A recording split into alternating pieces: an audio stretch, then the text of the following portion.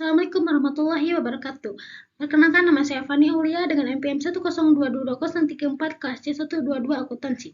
Di pertemuan ketujuh kali ini saya akan membahas tentang Artificial Intelligence atau AI kecerdasan buatan. Yang pertama, definisi cerdas. Yang pertama, kemampuan untuk mengerti atau memahami sesuatu dengan cepat dan tepat.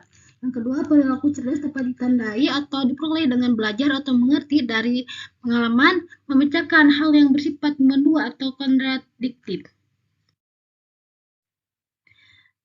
Yang selanjutnya ada pengertiannya. Menurut Reed 1991, kecerdasan buatan adalah sebuah studi tentang bagaimana membuat komputer mengerjakan sesuatu yang dapat dikerjakan manusia. Komponen AI.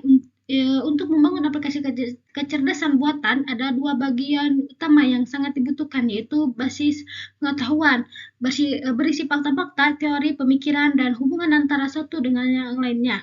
Dan yang kedua ada motor inferensi, yaitu kemampuan menarik kesimpulan berdasarkan pengalaman.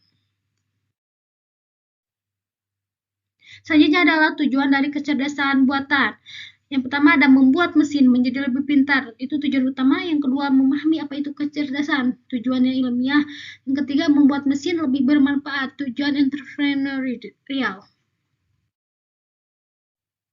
Selanjutnya aplikasi AI. Yang pertama ada sistem pakar. Di sini komputer digunakan sebagai sarana untuk menyimpan pengetahuan para pakar. Dengan demikian, komputer akan memiliki keahlian untuk menyelesaikan permasalahan dengan meniru keahlian yang dimiliki oleh pakar. Yang kedua ada pengolahan bahasa alami.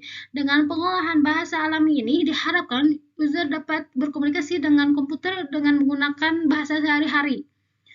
Yang ketiga ada pengenalan ucapan. Melalui pengenalan ucapan diharapkan manusia dapat berkomunikasi dengan komputer dengan menggunakan suara. Yang keempat, robotika dan sistem sensor. Yang kelima ada computer vision, mencoba untuk dapat menginterpretasikan gambar atau objek-objek tampak melalui komputer. Yang keenam ada intelligent computer aided instruction. Komputer dapat digunakan sebagai tutor yang dapat melatih dan mengajar. Yang terakhir adalah game playing. Selanjutnya, AI dapat dipandang dalam berbagai perspektif. Yang pertama ada dari perspektif kecerdasan. AI adalah bagaimana membuat mesin yang cerdas dan dapat melakukan hal-hal yang sebelumnya dapat dilakukan oleh manusia. Dan yang kedua dari perspektif bisnis. AI adalah sekelompok alat bantu yang berdaya guna dan metodologi yang menggunakan tol tersebut guna menyelesaikan masalah bisnis. Dan yang terakhir adalah dari perspektif pemrograman. AI termasuk di dalamnya adalah studi tentang pemrograman simbolik, pemecahan masalah, proses pencarian. Selanjutnya adalah what is AI? Yang pertama ada sistem yang berpikir seperti manusia, thinking humanly. Diperlukan suatu cara untuk mengetahui bagaimana manusia berpikir. Terus diperlukan pemahaman tentang bagaimana pikiran manusia bekerja. Bagaimana caranya?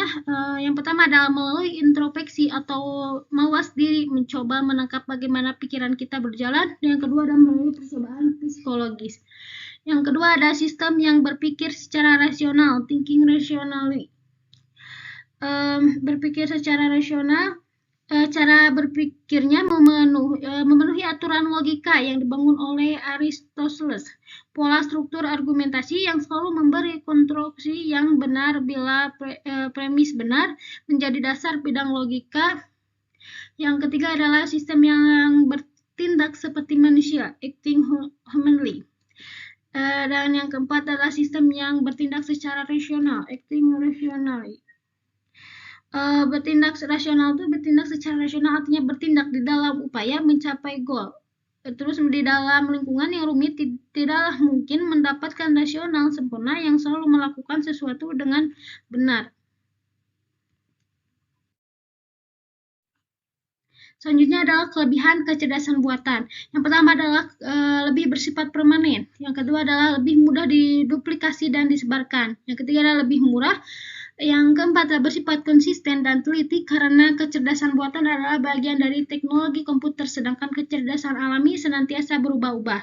Yang selanjutnya dapat didokumentasi. Keputusan yang dibuat komputer dapat didokumentasi dengan mudah dengan cara melacak setiap aktivitas dari sistem tersebut. Kecerdasan alami sangat sulit untuk direproduksi.